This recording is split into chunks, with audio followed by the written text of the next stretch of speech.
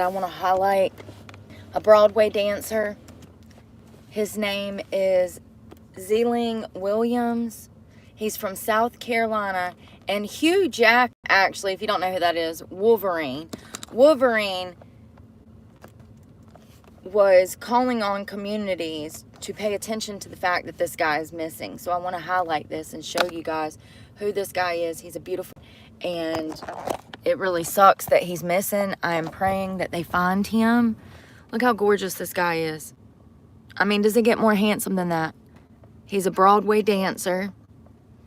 It says that he is from Columbia, South Carolina, 28 years of age, male, black, complexion light, 6 foot tall, 150 pounds, which is going to be kind of slender for the tall of a guy.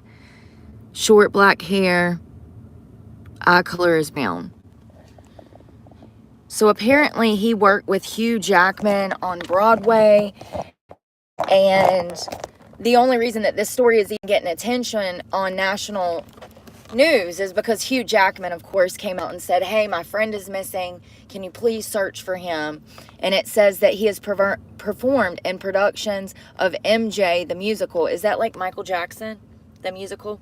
Hamilton, Hugh Jackman's 2019 tour, The Man, the music, the show, has gone missing in South Carolina, with Jackman appealing for the public's help in finding him. Now, how old was this guy?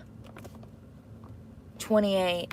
So he's still at that age, you know, he's still young.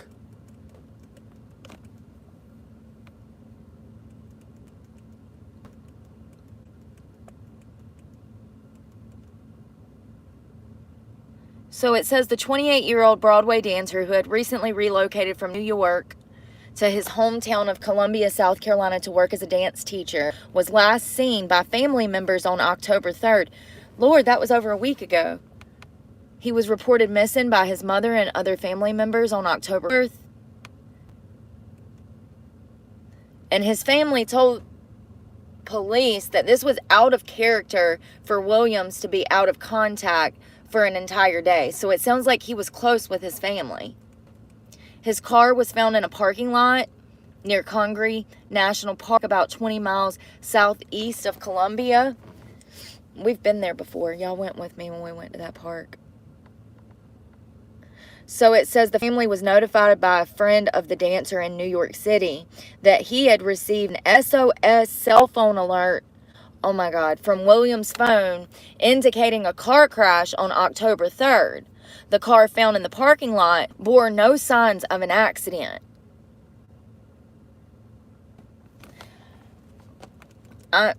Why would it? So first of all, that's an Apple app. For those that don't know, Apple phones have a crash sensor on them. It's made into the actual phone itself, and it's supposed to notify cops if you car crash. I'm wondering if something physically happened to him, and that's where the SOS come from. I'm wondering if that alert, I don't know. Do you see what I'm saying? Because there's been incidences where this has happened in the past. So that's why I'm wondering, God, I hope not. But that's weird that the same day he went missing, there was an SS crash alert on, it was sent to the friend of the victim. So it says local law enforcement in South Carolina are using helicopter, boats, drones, anything in the search for Williams. We've searched on foot. We've searched in the air of various locations. Other investigative techniques that we will use involving cell phones and some other things that I don't want to discuss at this point. This is the sheriff. And it says that Williams is in need of prescription medication. Oh my God, y'all. So he needs his meds.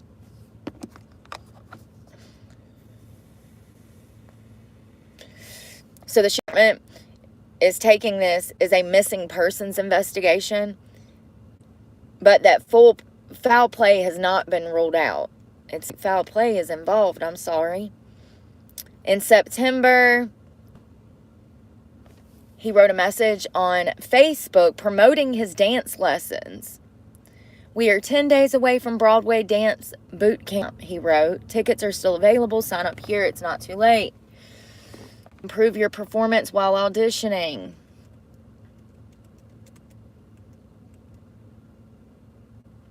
So some of his family members are saying this is devastation, complete devastation, because their family is very close and they're all heartbroken that he's missing.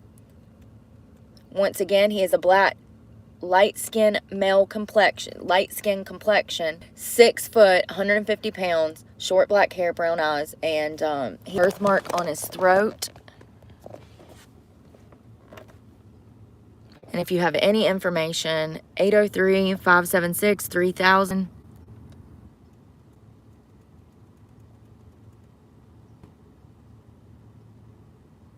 There he is. So he's a Broadway star.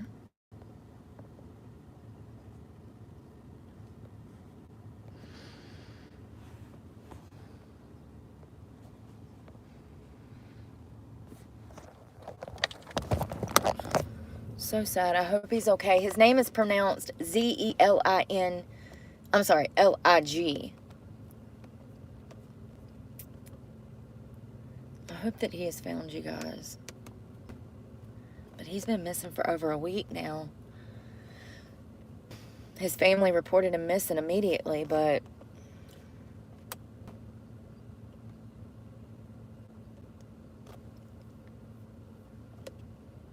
so I want to talk about this, and I just I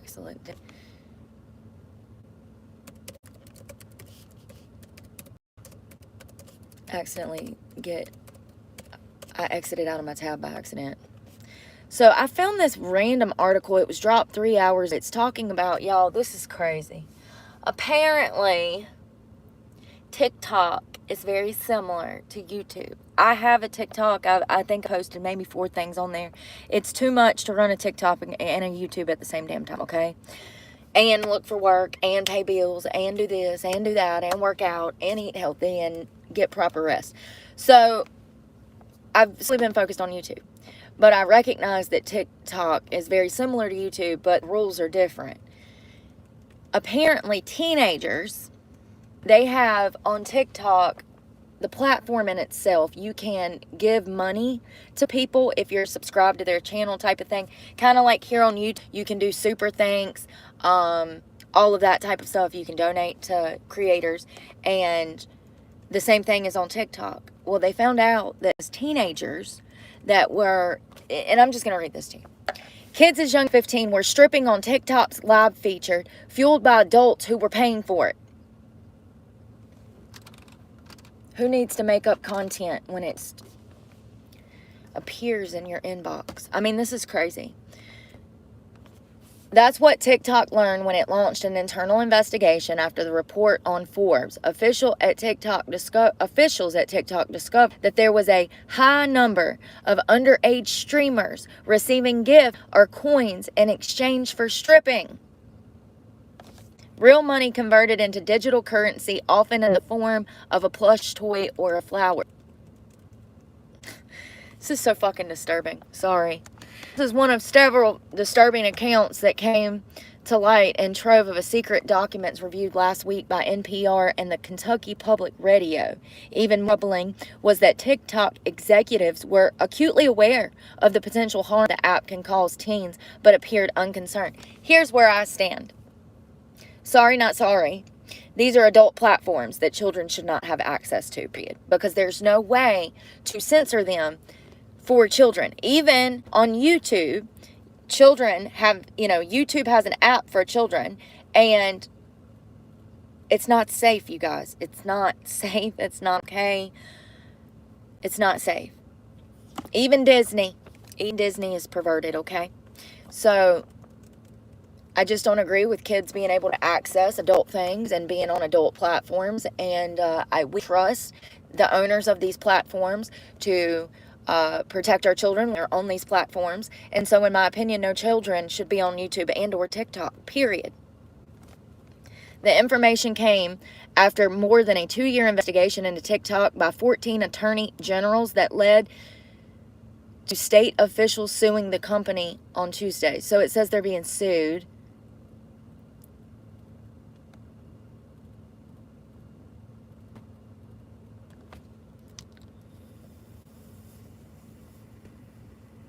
So here are a few more of the most serious and previously unreported allegations against TikTok, the widely popular app that's used by over 170 million people in the U.S. So it says, TikTok qualified.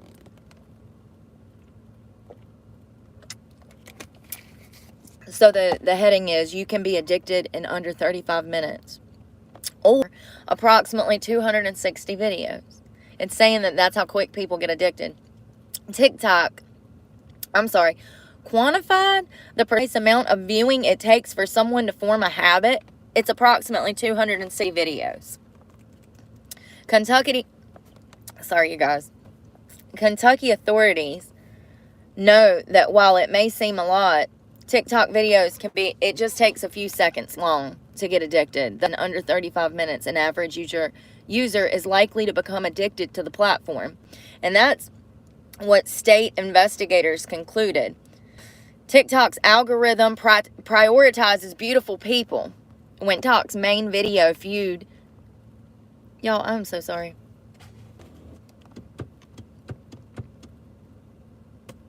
Freaking pop-ups.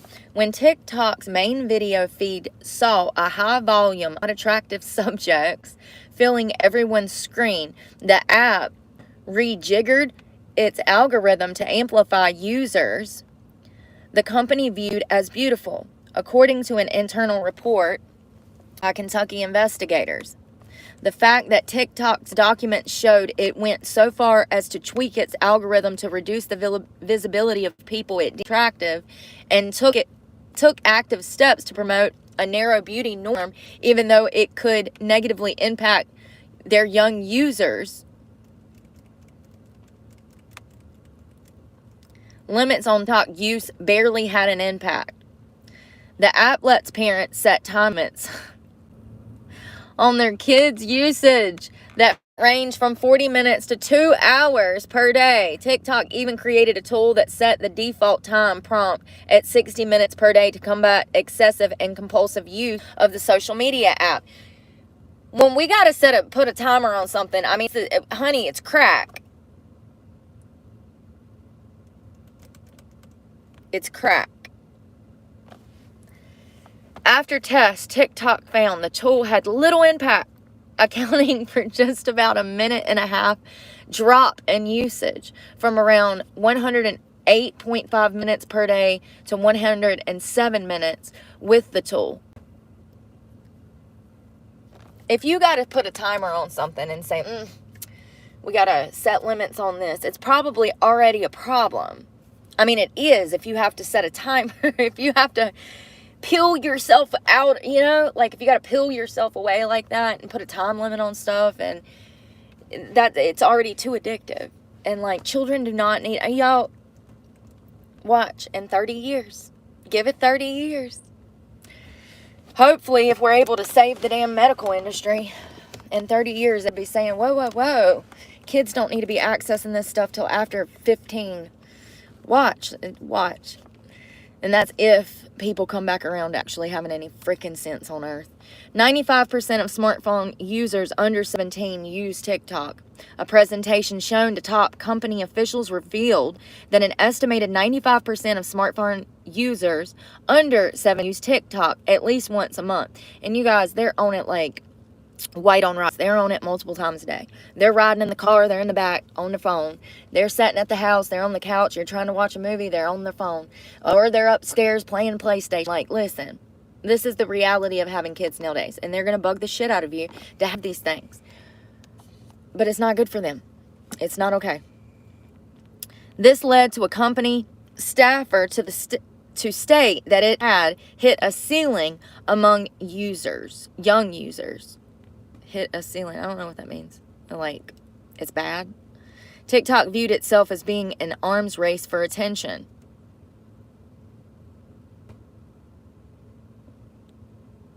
So it says an internal document about users under 13 instructed moderators to not take action reports on underage users unless their bio specifically states they are under 13. They are 13 or younger. Under federal law, social media companies cannot collect data on children under 13 unless the companies have consent from the parents. They're doing it anyways. You think they follow any damn laws? No, I can promise you they don't. Compulsively using TikTok interfere with kids' normal lives. Yeah, I mean, duh. You would think people know this. The documents show that TikTok was aware that it interfered with essential personal responsibilities like sufficient sleep, work, school responsibilities, and connecting with loved ones. You would think these things are common sense. One unnamed TikTok executive put in stark terms, saying the reason kids watch TikTok is because the power of the algorithm keeping them from sleep and eating and moving around the room and looking into someone's eyes. How scary. How scary. $1 billion corporation has more power over people's children than children have over their own. Response from TikTok senators and watchdog groups. On Thursday, TikTok spokesperson Alex criticized NPR for reporting on information that is now under a court seal, claiming the material cherry picks misleading quotes and takes outdated documents out of context and misrepresents the community to community setting. No, it doesn't at all. Y'all are trying to cover it up because you don't want parents knowing the obvious. Some advocacy groups, however, welcome the disclosures. The Oversight Project, a social media watchdog group, said that TikTok has not been honest about how safe children are on the app. Quote, these unredacted documents prove that TikTok knows exactly what it's doing to our kids. The rot goes all the way to the top. Yes, the group wrote on X. Also Friday, a bipartisan pair of senators, Richard, he's from Connecticut, he's a Democrat, and Marsha Blackburn, Republican from Tennessee, wrote a letter to TikTok asking the company to turn over, quote, all documents and information related to disclosures about child safety on the app, citing the NPR's report. Now they are asking the company to turn over all these information and documents. I mean, you would think that these senators, being in their position, they would have enough common sense to already know this, but I guess not. I guess they need a report, a study, comments, gut intuition, being able to make logical assessments of certain situations. It's just not common sense anymore. I don't know why anyone would think that social media is good for the development of a child's brain. I don't think, I mean, it's preposterous to think that. We know what works. We know that education works. We know that, children doing workshop and home economics, we know that works. It worked. So why would you think that throwing degeneracy right in your child's face, because that's what it is. I know what you think that they're watching, but I can assure you that that's not what they're watching when you're not around. They have access to whatever they want, and kids look at crazy stuff, whether it's violent, whether God knows what. I just know that when you give your child a phone, you are giving them access to harming themselves. So I want to talk about this Pennsylvania police officer that was arrested yesterday. And Brooke, get your shit together. Let me see when it was. I stumbled across some court filings or something. It's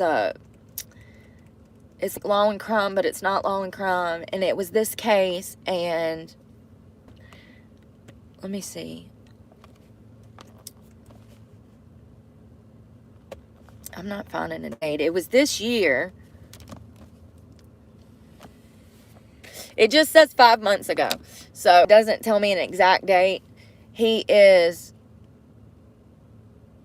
currently suspended. I don't understand why he wasn't fired with these type of allegations. He should have been fired. First of all, I'm just going to show you the headline because I don't want to say it because I don't want to be, Hold on a minute. Let me just go ahead and delete all of this. I like for him to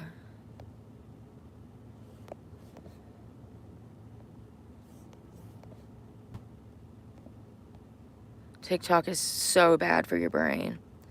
If you, like, are taking up the chat with multiple freaking things, I'm just gonna block you because... And if I accidentally... If you said something nice and I blocked it, it wasn't me. It was YouTube. The buttons don't work right. So this is a Pennsylvania officer accused of harming, you see, a 13-month-old baby.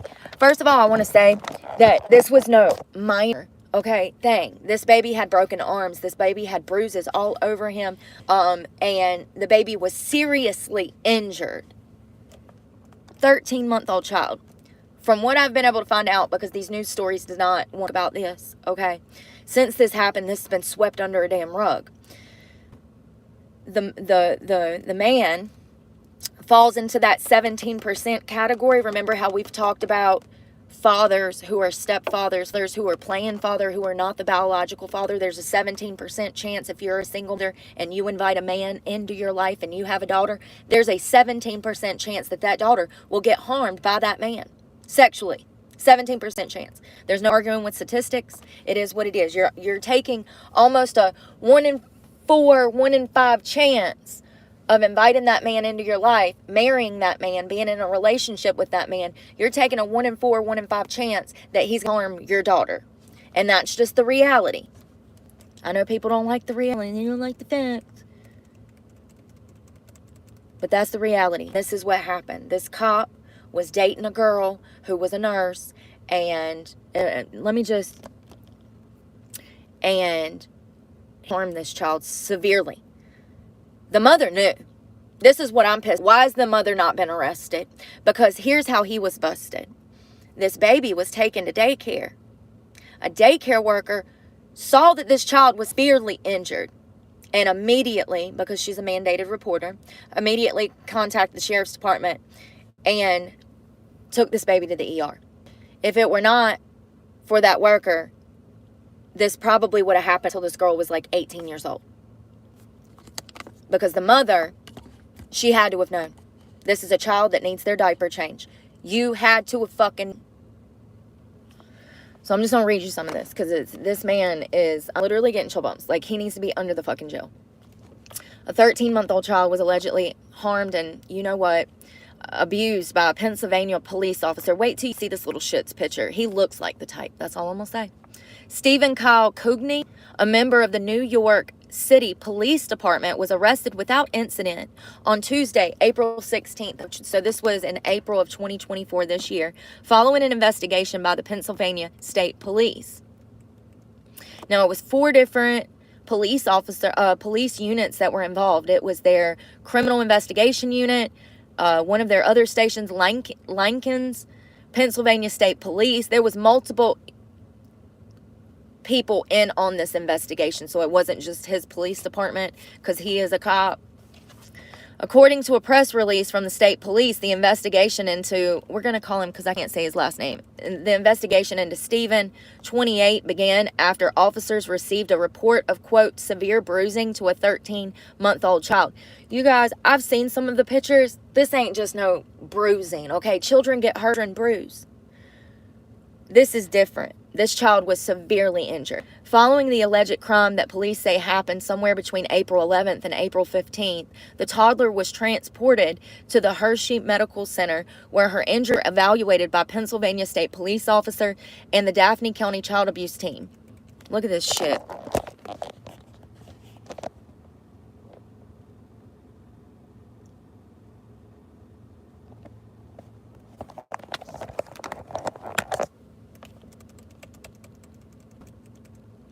The investigation showed that the baby, identified as a female, suffered broken bones, severe bruising, and was the victim of SV violence.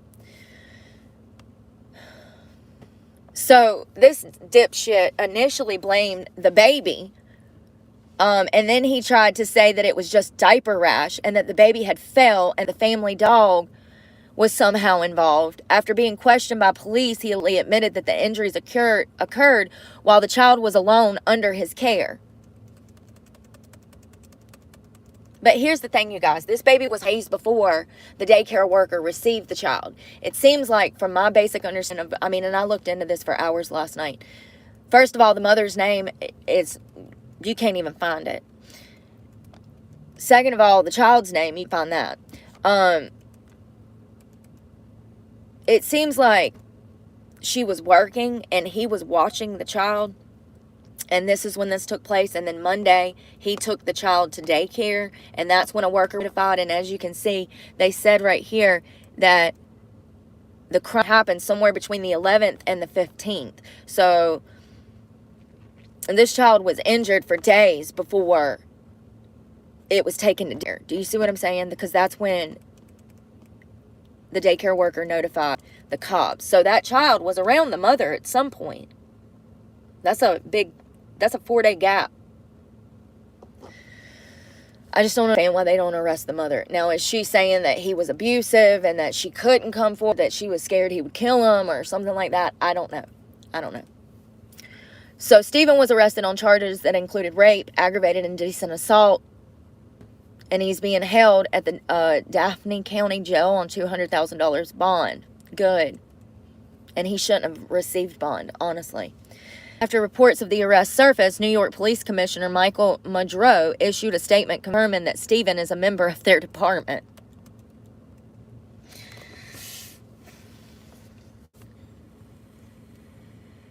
Per our protocol, the individual has been immediately suspended as investigation continues, and the city looks to take the appropriate action. You know, this is one of those things where I just feel like when you have this much information, you've already got the perpetrator that is admitting the child was in his care. You got the perpetrator admitting that he was the only one around the child. You know, when you got this kind of evidence, first of all, there needs to be none. Second of all, he should have been completely terminated given this evidence. He admitted that he was the only one around the child. Why they suspended them pending this investigation shit really pisses me off. It shows you how the good old boy system works for them.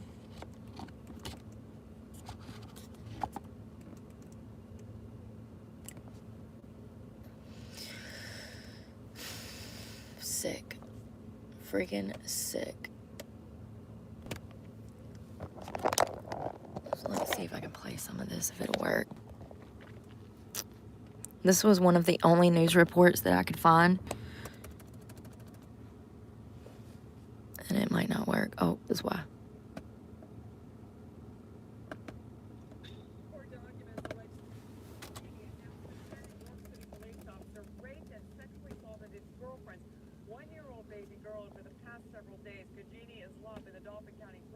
Dolphin. Court documents allege Stephen Cagini committed the crimes in Elizabethville, Dauphin County, and Springettsville Township, York County, during the past several days. The abuse caused significant injuries to the baby. A Pennsylvania State Police affidavit shows a daycare worker at the YMCA in Halifax noticed injuries to the 13-month-old baby girl after she was dropped off Monday morning. The worker called police. The court records show a trooper found bruises all over the baby, including the face, head, and vaginal area. She was taken to Penn State Hershey Medical Center, where a doctor found the baby's leg was broken and she was the victim of sexual violence. The baby's mother initially told police the bruising happened during a fall in the bathtub at their Elizabethville home, and later due to an accident with the family dog. So you hear this. So the mother, I'm glad that we listened to that. So the mother told investigators that first it was a fall, and then she said that it was an incident with the dog. So this is what I'm saying, you guys. Like, I don't care that she's covering for him. Like, there's no mistake in this type of thing. She needs to be in jail. Period. Because she knew. She absolutely knew. So I want to read y'all this. This is from the American Scholar. This is what I was telling you about the man that was a veteran. It's called Homeless in the City. And this was actually written by Theodore Walther. I swear, Walther. It's got to be Walther, right?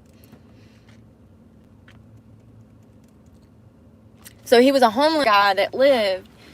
He's a veteran. And I'll just read you some of it. So some years ago, I joined a group of people known as the homeless. We are of no particular race, creed, or gender, but are easily identifiable on the streets of your city. Some people are homeless only for a short period of time, perhaps after a divorce, the loss of a job, a financial disaster, or the death of a loved one. They've done studies. The majority of people that are homeless currently are because of financial, economic reasons, not drugs and alcohol. And that's fact. Yet they continue to participate in society the best that they can. Then there are people like me, the long-term homeless, or what social scientists call the chronically homeless, as if we had contracted some sort of disease that is as difficult to treat as it is for many people simply to exist.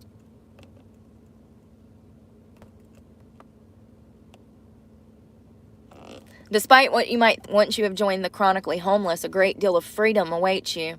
You have the open air. You can pick up and go wherever you can afford to go anytime you wish. You can dream all day long if that's what you want to do. No one is there to tell you to get back to work. No one is there to tell you anything at all. Yet this freedom is also kind of bondage. You are tied to whatever community resources you are able to access. You are chained to erratic, often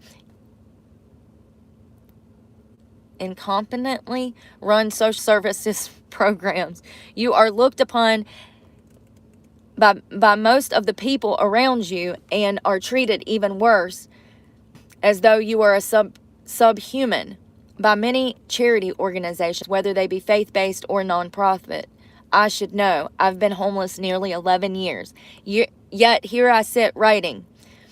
I'm wasting my life like a fool, some would say, but it's all I know how to do anymore. It's what my life has come to consist of. Very little more, I assure you. So this guy was actually a veteran. And he's a veteran, and he just decided to just become homeless. He was out there for 11 years. When I tried to find out about him, I couldn't find anything. Most mornings, I'm up before dawn, awakened by the noisy type of vehicles or another. An amazing number of them poke about in the pre-dawn city. Delivery trucks, trash trucks, people getting up and about to do who knows what. Noise is just one of the things you have to get used to when you're living the outdoor life in an urban setting. There are no escaping cities, which are a lifeline for homeless people whose basic survival would be too difficult without even meager resources they provide. This is what I was explaining to y'all. If you don't have a house and then you don't have a car, you got to be in a major city, and that puts a target on your back, because not only is it dangerous, but there's really not as many resources as you think there are. However, there is bathrooms, and yeah, most homeless people, they're van lifers. They got a gym membership. If you don't have a car, most gyms are not even going to want you in there if they know that you're homeless. They're going to run you out of there. So a lot of homeless people are discriminated against when they try to get a member gym, and they won't give them one.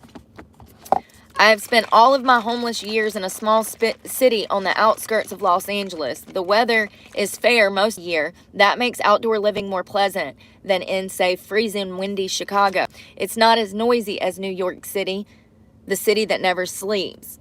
This little city pretty much shuts down after the clubs and bars close. The downtown area is only about 6 square blocks. Policed constantly, it is a good place to avoid. But even in the small city, I'm awakened every morning by the noise, and for a while, I lie there still and reflect on my situation. Then, as I pack up my things that I laid out the night before to make my breathless sleep more comfortable, I sometimes see the morning sun peeking over the horizon.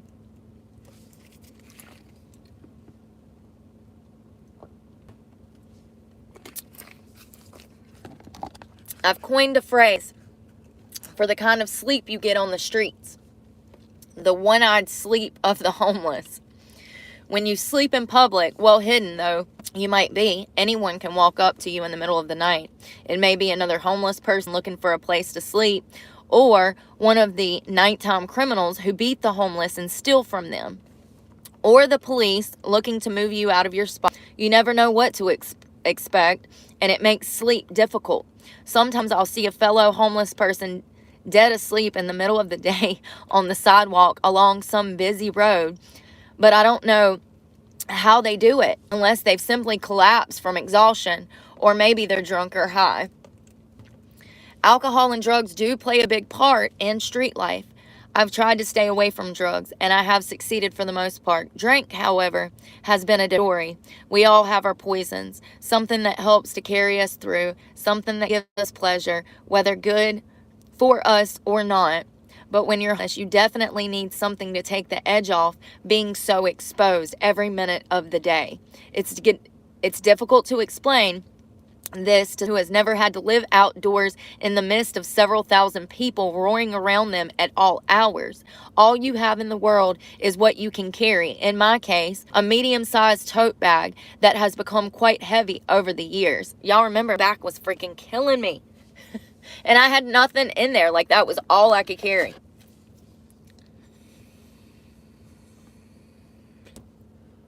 Of course, it hasn't been the same bag over the years, but in all its manifestations, it has held the little things that I've needed to survive. How can that be, you may ask? How can a person survive the streets of an American city for more than a decade? I'll try to explain. I don't expect you or anyone else to truly understand, but it's worth a try if it might only lead to a little more understanding, a little more compassion to the parts of those who on the part of those who have not. Okay, Kamala. That was a twister. One thing has always separated me from most other homeless people I've met: the laptop computer I carry with me. It's caused a few many problems over the years. Some homeless people have seen it as evidence that I hold myself above them, that I'm somehow better than they are. What they don't know is that when the library is open, there's a good chance I can be found there with my laptop, writing, reading, and writing some more. Truly, this is one of the only ways I've remained sane during this whole fascinating time.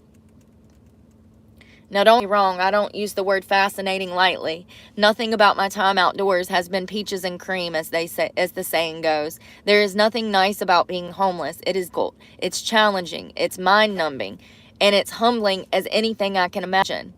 It is survival in the most basic sense. When I first found myself on the street, it was an adventure. At least that's how I approached it. I was glad to be out of a particularly bad situation, one that had led to severe depression, isolation, and alcoholism. Some months before I'd given up my apartment, I managed to sell some of my belongings and left the rest alley behind the building for the city's many scavengers. Then I went off to rehab, hoping to turn my life around. But rehab generally doesn't last very long. This is the fundamental problem with social services in general. They are all too temporary and lack the follow-through necessary to solve any real long-term problems. Over my homeless years, I've ended up in 7 substance abuse rehabs. 3 of them were run by the local Veterans Affairs Hospital. I'm a former Army paratrooper. 3 were nonprofits, and 1 was private ran. Yet even in the VA institutions, critical resources were simply not available. Sure, they offered sympathy galore and compassion for my suffering, along with endless good advice about my drinking. But they offered no comprehensive housing program, no job training or retraining, only transitional housing and encouragement to get out of there and scare up a job. Many people I meet in rehab hadn't held jobs or had a place to live for years. Many could not read or write well enough to seek gainful employment. Certainly not without some kind of learning program. Many had broken or missing teeth, which meant that their chances of making a favorable first impression on a potential employer was virtually null. I hope you say that. Who was going to fix their teeth? Who was going to provide enough and the most minimal education that they needed so badly? And all of these things take time, particularly when there are other less clear-cut issues involved with the situation. Issues like mental illness, which makes itself behind the substance abuse that many homeless people turn to in a sad attempt at self-medication, unaware of the real cause of their suffering. What am I always talking about? You would think that these mental health professionals know this, but they don't. They're too busy trying to get people strung out on mental health meds that they don't need when they haven't even had an assessment. Each person, each situation is a different case. This is the most important thing I've come to understand through all the years and different treatments I've been exposed to. Every person I met, whether in the hospital, psychiatric ward after a particularly nasty case of suicidal depression, or in one or another rehab clinic, brings their own set of problems to the table. How could I explain to anyone what has driven me to do the things that I've done? It's a wonder that I've managed to survive all these years. What with the alcohol and prescription medication overdoses, the genuine suicide attempts, and the others that were cries for help, none of which I could control, none of I understood at the time, none of which were properly diagnosed and fully explained to me until recently.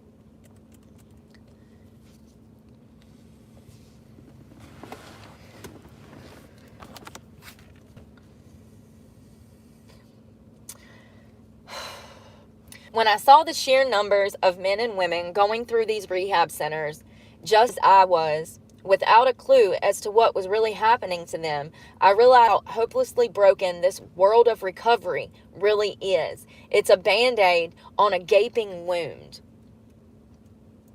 When you're homeless and you're spending your days at the local park, sleeping off the previous night's alcoholic binge, or just trying to get some rest, inevitably, someone from the local social service organization will come by and attempt to interest you in its service. The truth is, these centers really only track or monitor the homeless. They offer few services designed to change a person's life.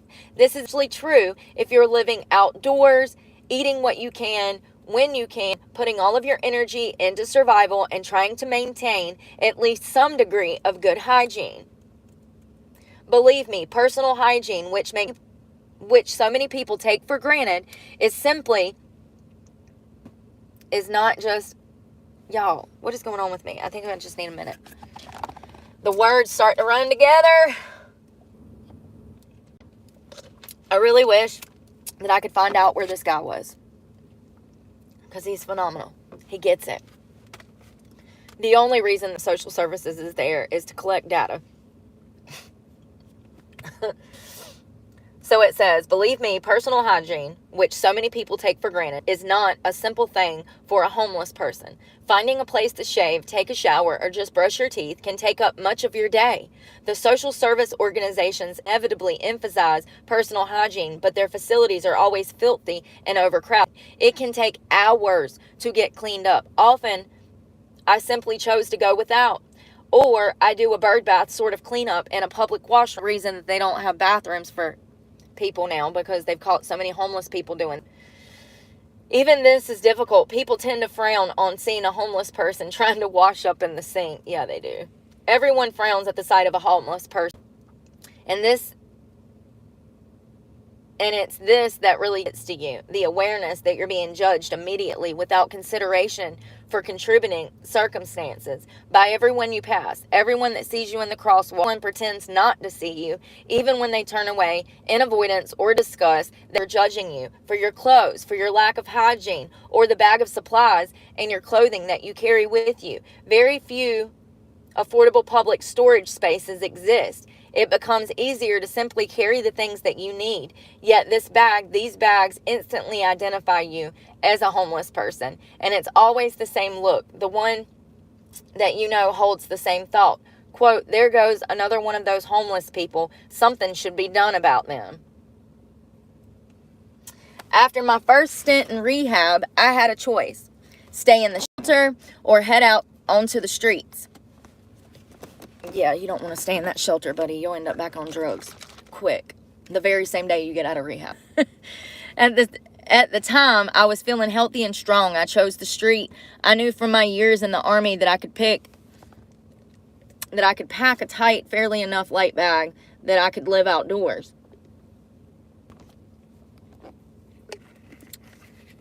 In the beginning, going homeless seemed like it might not be so hard. But I had no idea what I was getting myself into. After a few failed attempts at finding a spot to sleep, the police rousted me out of them. I finally found a spot on the porch of an old Baptist church. I kept to myself. I settled in only after dark, and nobody in the congregation bothered me. As far as a place to sleep goes, that was as good as it gets on the streets. I saw many other homeless people sleeping in situations much closer to traffic, much closer to the violent street criminal, beat them, rob them, and sometimes kill them just for being homeless. It's a phenomenon. It's a real thing. Homeless people getting beat up, specifically by teenagers. Yeah. Even after locating a place to sleep, I faced the dilemma of finding enough money for food or drink. Then next to finding a job, a near impossibility once you're on the street, bathing, shaving infrequently. Welfare and food stamps seemed like the best option. Obtaining them meant jumping through a seemingly endless number of hoops. When I did, they allowed me to go forward, but towards what? I had no idea how long I would be on the street or what the future might bring. I was just surviving.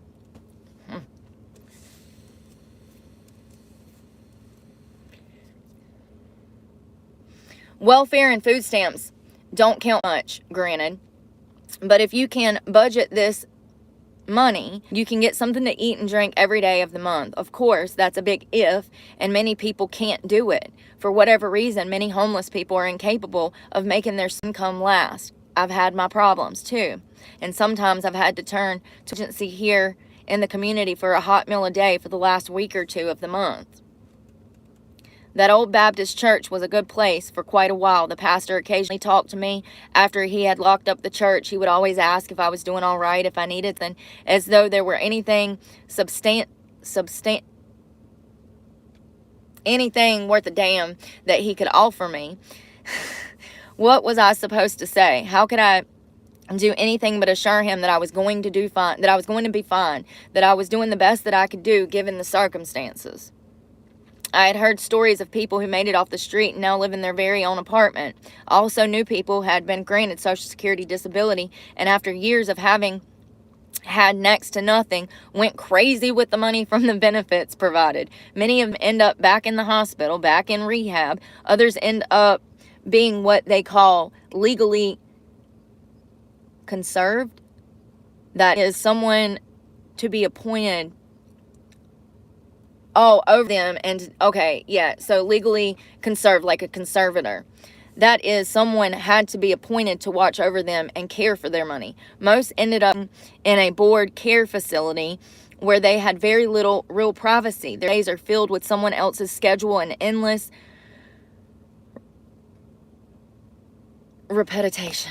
I don't know if that's how you say that. For some, I suppose this is the best possible solution. The odds against getting off the street once you have been there for any length of time are staggering, yet it's not impossible. I have heard of people, though I've never met any of them, who managed to regain something of a normal life. They somehow used to live, and by a series of coincidences, luck, or whatever, got themselves back to the working force. But I suspect these people were not like me, members of the hardcore chronically homeless. Once you've been out on the street for a prolonged period, say a couple of years, or whatever skills you once had are gone or severely diminished, ability to deal with everyday social situations is compromised. Perhaps someone young with enough energy and flexibility could manage this truly incredible feat. For my part, all I've been able to do is write, and even then it's been a struggle.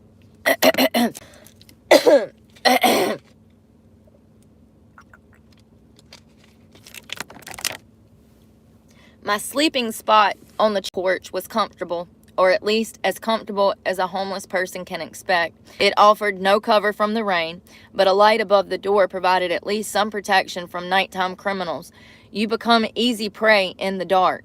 Nobody at the church seemed to mind that I was there. The pastor The pastor continued to fret about whether there was anything he could do for me. I had my daily routine. I wasn't far from the library. Though I hadn't yet been properly diagnosed by the doctors at the VA hospital, they had prescribed me a variety of medications which qualified me for mental health services. These included at least one hot meal a day and a hot shower if I needed one. I felt reasonably comfortable and content, but then I lost my place at the church. I saw it coming when a few other homeless people become aware of the excellent situation I had. They just appear. 2 within a week's time. I knew that it wouldn't be long before the kindly congregation would tire of being confronted with a growth in numbers. Over the years, I'd become the church's token homeless person. Although I had lain as low as possible, they all knew I was there. I was an anomaly, a novelty. Some church members had even attempted to take me in as one of their own, stopping by in the evening to invite me to attend services, Bible studies, and meetings of men's groups. But too much was too much, even for those good-hearted people. I couldn't name them. The other homeless people that had moved in were not like me. This is what I talk to you guys about all the time. I had always traveled light, taken very little space, and was always gone well before the sunrise or not long after. These new folks were different. They spread out. They made themselves comfortable. They slept in. They littered. One had a pet rabbit that he carried around with him along with the rest of his gear. Gear is heroin syringes. It's your kit.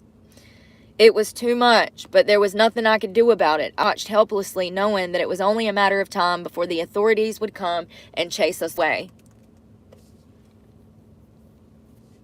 Sure enough, the cops came by the following week. It was clear. It was early dawn, just enough light to see when the cops came rolling up. They said that someone from the church had complained and that we were no longer welcomed. I was sad, but I understood. Now I face the difficult task of finding a new place to sleep. Good spots are extremely rare. People don't want to see a homeless person sleeping outside their residence or store. They don't want to think of us at all. It's understandable. It's a completely cold, crass way.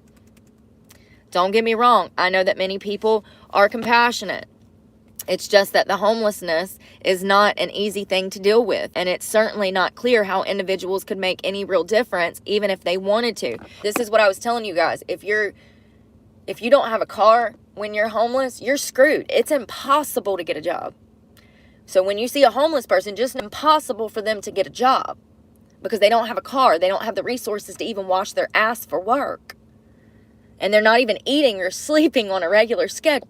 So, you go hang out in the woods for 2 days and let me know how you feel when you ain't no sleep and you ain't even been able to wash your ass and use the bathroom. It's impossible. And it's certainly not clear how individuals could make any real difference even if they wanted to. It's easier to believe that the social service agencies are handling the task and that the church groups and other charities are doing something more than providing the occasional pair of socks, a thin blanket, a sack of lunch, or the rare public feedings where the lines can grow into the hundreds when there's hot food being served. But they're not handling the problem. People's compassion becomes just so much wasted energy, mostly manifesting itself in the pathetic offer of pocket change to the occasional homeless person desperate enough to even ask for it. After the church, I tried several new spots, all to no avail. It was far more difficult than I had expected, and I began to fear that I would never find a long-term solution. Then I came across the post office, not the main post office downtown, but an annex off of one of the main ones, you know what I mean. It had a large parking lot in the back where postal workers parked their trucks at the end of the day. It was quiet. It wasn't paroled by security. After nightfall, I could slip in behind the trucks and in a relative solitude make a small bed out of a couple of pieces of cardboard and my leather jacket with my bag for a pillow. I decided it would have to do, and the best I could find. The privacy made it very appealing. Oh, the sun's getting on my nerves.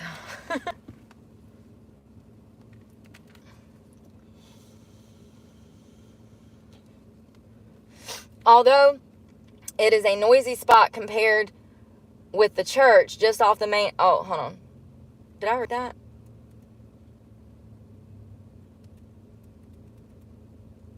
Oh, I guess I didn't.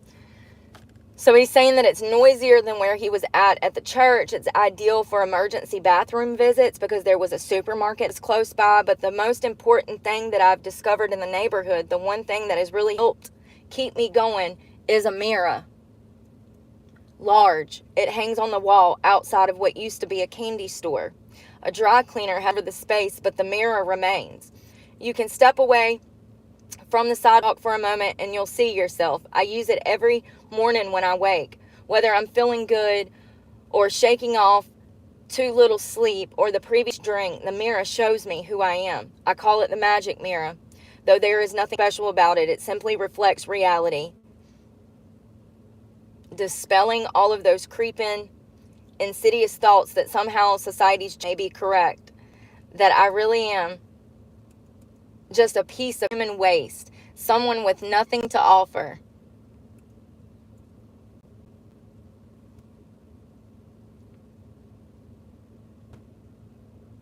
It shows me who I am really deep down, underneath the homeless facade that others see.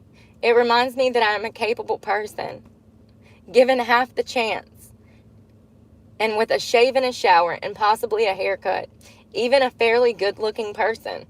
It does for me just by offering my reflection, free of judgment, and it keeps me going. It's sad because you take things for granted. People take things for granted. Man hadn't even fucking seen himself and I don't even know how long. And he's talking about how his own judgment, the society viewed him, it can impact beliefs about yourself. This man is brilliant. It's a shame that he was ever on the streets because he's a very smart person. So he says, I've stood before the magic mirror every morning for at least 3, maybe 3.5 years. It motivates me to get something to eat, to take care of my body, its needs, drives me to carry my bag and my laptop to the library. He's talking about psychologically viewing yourself is enough to motivate you. Where I am writing today, I've written this little piece, true tale, to share the experience of being homeless, to show you what it's like, what it can be like to be a productive member of society while living outside the mainstream, handicapped by circumstances. In society's eyes, I am not a well person. After all, why would anyone want to continue to live the way that I do? I don't, not anymore. But I don't know what else to do. I see my doctor at the VA hospital. I take my medications I'm given, go to the library, and I write. Yet it is the mirror that shows me again and again that I am a whole person, well or unwell. It assures me that if I pursue my true feelings, then I'm doing everything I can. Oh, y'all. This guy is so awesome. I wonder if he's even alive. It's essentially the end, but I'm going to cry. I wonder if he's alive. What was his name? So, essentially, he couldn't afford rent. Then he becomes homeless because he can't rent. And his homelessness sent him into alcoholism because he can't afford rent and he doesn't know how to deal with it all. Theodore Walther.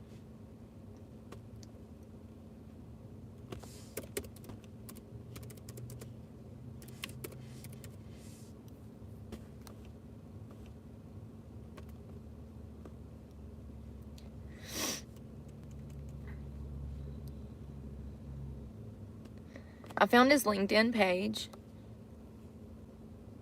I don't know if that's him. It says author of fiction, essays, poet. I don't think that's him. Poet. That guy looks really young.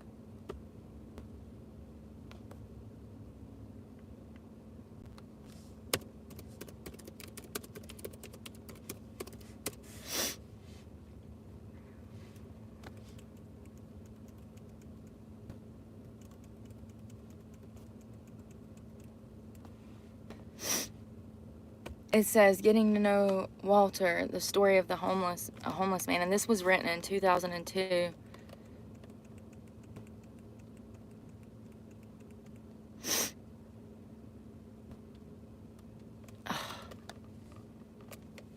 I don't know if he's alive or what.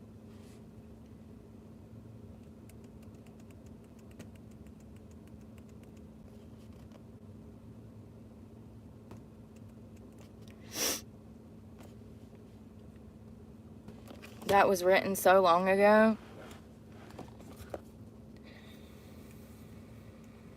Hold on.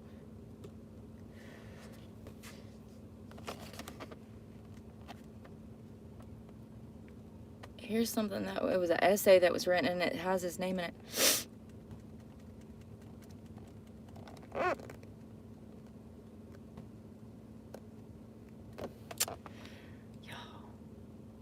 I don't know if he's alive or what happened to him. I hope he's alive. It was written 2013. So a long time ago. And he had already been homeless 11 years at that point. So I'm going to try to make it through the bottom. It's literally one paragraph and I had to stop. So it says, so it assures me that if I only pursue my true feelings, that I'm doing everything I can. I'm the one who got myself into my current situation. Yet there's always the possibility that somehow, perhaps with the help of the people that I do not know yet, somehow my situation will change. Somehow I will make the right move or meet the right person who will help me overcome these long years and make it all worthwhile. All of the suffering, the sleeplessness, freezing nights, the hunger, the hospitalizations, the humiliating, the thoughts of death, the suicide attempts, the horrible dreams, they all have to be worth something. I believe this. I write about it. It's all I can do to do these things. The mirror keeps me going. So it says, Theodore Walther wrote this piece while homeless on the streets of the Santa Monica, California, in Santa Monica. He's now received disability compensation for the past 2 years, has been living in an apartment in Los Angeles where he continues to write. Awesome. Poor guy. God. Made me cry. Literally. I read that. I don't even know how I stumbled on that, but it was so good. So good. Probably one of the best articles I think I've ever read.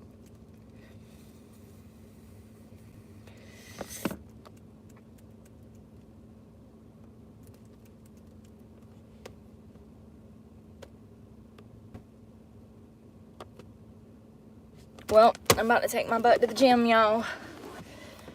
Oh, I gotta blow my nose now because I've been crying. Cry, baby.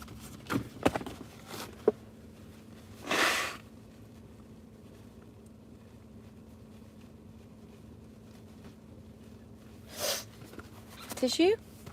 You can have one. Drink of this.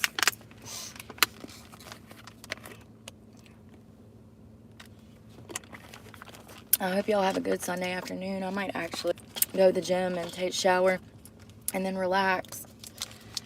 Relax. That's what I need to do. I don't get to do much of that anymore. If you can't tell, we've been going since this morning. But I hope y'all have a good afternoon. And definitely check out some of Theodore Walther's writing. Because I was there. He has other articles too, talking about his homelessness and being a vet. And Theodore, Walther. There you go. And y'all be safe out there. We'll talk later. Bye.